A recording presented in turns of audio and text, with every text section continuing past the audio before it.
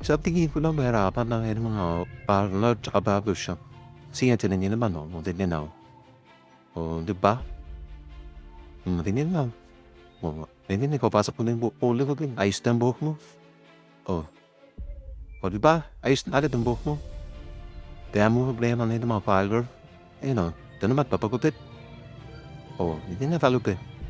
Yan, ganyan lang gagawin mo, papagupit ka na. Kaya nung makita ito, 'pag nakita ito ng mga barbero tsaka sa follower, tama rin sigurado maggupit. Kaya high-tech na talaga ang panahon ngayon. Di mo na mapigilan ng katalinuhan ng tao. Ganyan, papasok lang, long hair siya, di ba?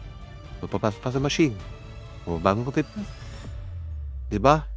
Ganyan mo katindi ang katalinuhan ng tao. Ang technology na yun. Bago ayos na.